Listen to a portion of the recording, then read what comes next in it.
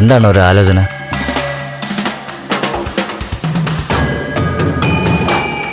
എടാ, നീ വിചാരിച്ചാല് നമുക്ക് നാളെ ഒരാളെ അറേഞ്ച് ചെയ്യാൻ പറ്റുമോ പുറത്ത്? അണ്ണൻ കാര്യം പറ, എന്താ സംഭവം? എന്നെ കാണാൻ വന്നാരെന്നറിയോ? ദേവിയുടെ അച്ഛനാ, മാധവൻ. അയാൾ വീണ്ടും വന്നോ? ആ, അയാൾ എന്നോടൊരു വിവരം പറഞ്ഞു. എന്ത് വിവരം? ദേവിക നാളെ ചിന്നാർമുടിയിലെ കാട്ടുമുത്തപ്പന്റെ അമ്പലത്തിൽ പോകുന്നു, ഒറ്റയ്ക്ക്. വനത്തിലെ അമ്പലത്തിൽ ഒറ്റയ്ക്ക് പോകുന്നു? ആ, നാളെ രാത്രി അവൾ അവിടെ ഭജന ഇരിക്കുകയാണെന്നോ അവക്ക് ജാതക ദോഷമോ അങ്ങനെ എന്തൊക്കെ പറയുന്നുണ്ട്. MLA വീട്ടിൽ അവളെ കഷ്ടപ്പെടുക അത്രേ. അതുകൊള്ളാലോ. നാളെ കാട്ടുമുത്തപ്പന്റെ അമ്പലത്തിൽ നിന്ന് അവളെ പൊക്കണം. അതിന് നമുക്കൊരാളെ വേണം. അതാ ഞാൻ ചോദിച്ചത്, ഒരാളെ സെറ്റ് ചെയ്യാൻ പറ്റുമോ? അണ്ണാ, ആള് ഞാനാവുന്നതിൽ എന്തെങ്കിലും കുഴപ്പമുണ്ടോ? മനസ്സിലായില്ല. അണ്ണാ, നാളെ എനിക്ക് പരോൾ കിട്ടാന്ന്. ഇന്ന് വൈകിട്ട് എനിക്ക് പേപ്പർ വരും. സത്യമാണോ? ആ അണ്ണാ. അണ്ണാ, കാര്യങ്ങൾ ദയവായിട്ടേ നമ്മുടെ അടുത്തേക്ക് എത്തിക്കുക. അണ്ണാ, നാളെ മുതലേ ദേവിക അണ്ണന്റെ പെണ്ണാ. നാളെ മുതലല്ല, ഞാൻ അവളെ കണ്ടത് മുതൽ അവൾ എന്റെ പെണ്ണാ. ഓക്കെ ഓക്കെ, ഞാൻ പറഞ്ഞത് തിരിച്ചെടുത്തു. എന്തായാലും ബാക്കി കാര്യങ്ങളെ നമ്മൾ പ്ലാൻ ചെയ്തോലെ സെറ്റ് ചെയ്യാം.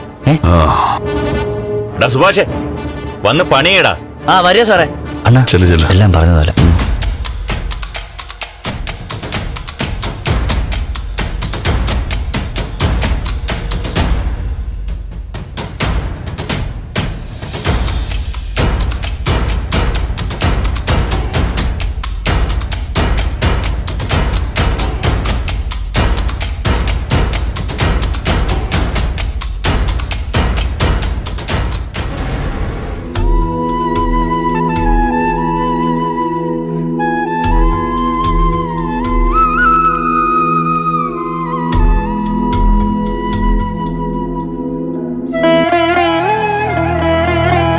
എന്റെ ജീവിതത്തിലെ ഏറ്റവും പ്രധാനപ്പെട്ട ദിവസം നാളെ.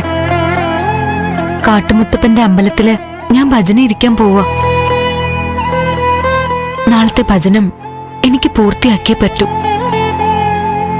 അത് പൂർത്തിയാക്കിയില്ലെങ്കിൽ ഇപ്പോഴുള്ള വ്രതത്തിന് പ്രയോജനമില്ല. യാത്രയിൽ ഭാർഗവി ആന്റിയുണ്ട്. ഞങ്ങൾക്ക് കൂട്ടായി ഈശ്വരന്റെ ഒരു കരുതൽ കൂടെ ഉണ്ടാവണം. എനിക്ക് മരിക്കാൻ ഭയമില്ല. പക്ഷേ പൗർണമി വരെയുള്ള വ്രതം 100% കൃത്യമായി പൂർത്തിയാക്കണം. അതോടെ എന്റെ ജാതകം കാരണം നന്ദുവിന് വരാൻ പോകുന്ന ദോഷമൊക്കെ മാറും. ഈ വീടിനും തെളിച്ചം വരും. പിന്നീട് എനിക്ക് എന്ത് സംഭവിച്ചാലും പ്രശ്നമില്ല. എന്നെ കൈവിടരുത്.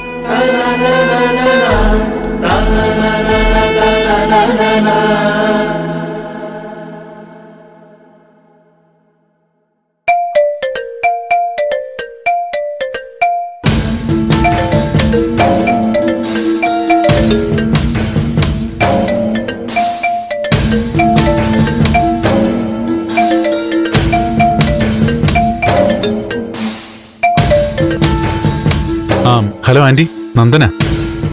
എന്തൊക്കെയാ മോനെ അവിടെ നടക്കുന്നത്?